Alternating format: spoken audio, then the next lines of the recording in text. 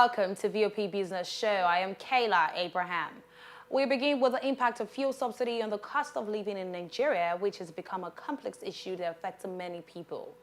Experts believe measures taken to alleviate poverty include improving public transportation infrastructure, investing in renewable energy sources, and promoting energy-efficient practices.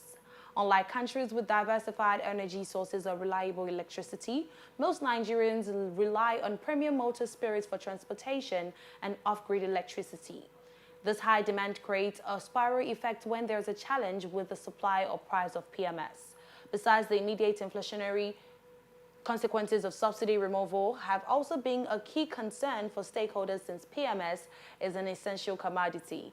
The emergency of President Bola Tinubu has brought an end to the schemes of fuel subsidy, and the pump prices have moved from 195 naira per litre to 580 naira and now about 617 naira depending on the state of the consumer. Mitigating the impact of the subsidy removal should not be a priority for the federal government alone, but also for the state. Instead of direct cash transfer, all tiers of government should also support the agricultural sector and ensure the provision of funds to the citizens. While citizens themselves must devise means to reduce their cost, the government needs to revive their moribund mass transit schemes and interstate transportation companies, which can be subsidized for citizens. Now, Rivers State's chapter of the Association of Master Bakers and Caterers in Nigeria has urged consumers in the state to prepare for a new price regime from today. This followed the rise in baking materials. The state chairman of the association, Dr. Chidi Olu, stated this while speaking with journalists in Port Harcourt. Olu explained that the country's current economic realities were impacting negatively bakers' production costs, but noted that the increment would be minimal. While noting that raw materials used in producing bread had gone up, he stated that the issue of the petroleum products fuel and diesel have not helped matters. Now, the total currency in circulation outside the banking system in the country has risen to 2.26 trillion naira at the end of June 2023. According to figures obtained from the Central Bank of Nigeria, the currency outside banks rose by 185.68%, I beg your pardon. That is by different 1.47 trillion naira between January 2023, when the figure was 792.18 billion naira, and June 2023, when it stood at 2.26 trillion naira. It was also learned that currency in circulation in the country rose by 87.05% from 1.39 trillion naira in January 2023 to 2.6 trillion naira in June 2023. It had earlier dipped by 235.03% to 982.09 billion naira at the end of February from 3.29 trillion naira at the end of October 2022 on the back of the naira redesign policy of the CBN. Figures obtained from the CBN revealed that 2.3 trillion naira was mopped up from circulation during the period under review. The CBN stated that it employed the accounting, statistical withdrawals, and deposit approach to compute the currency in circulation in Nigeria.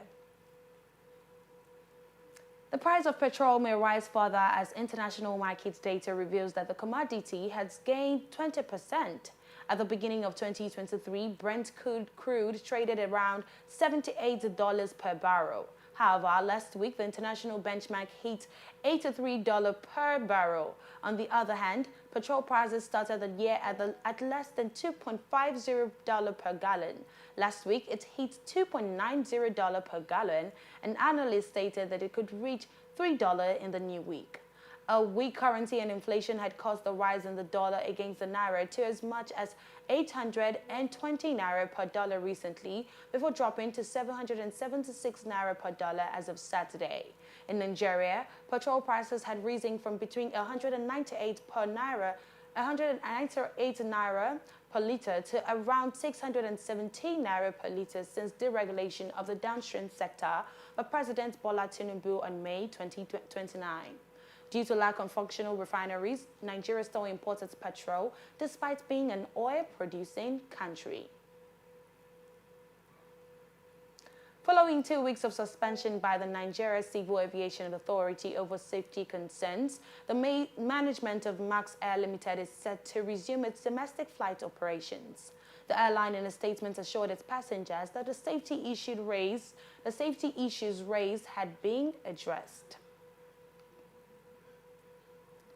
Now, the Niger Delta Power Holding Company Limited has stated that out of 4,000 megawatts of electricity that is mostly available for the National Integrated Power Project, NIPPs, only an average of 700 megawatts is being dispatched. It's explained that the reason for this was due to electricity load rejection by power distribution companies. This meant the discos are rejecting about 3,700 megawatts of electricity being produced by the NIPPs, which were planned under the management of the NDPHC. The NDPHC was incorporated under the Companies and Allied Matters Act as a private limited liability company with shareholding fully subscribed to by the federal, state, and local government with a mandate to manage the power project tagged National Integrated Power Projects.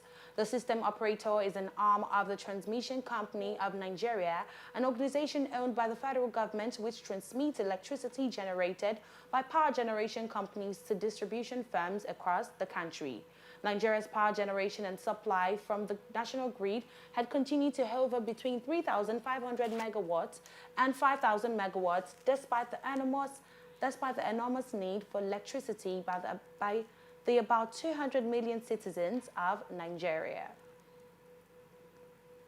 That's it on VOP Business Show. I am Kayla Abraham. Thanks for watching.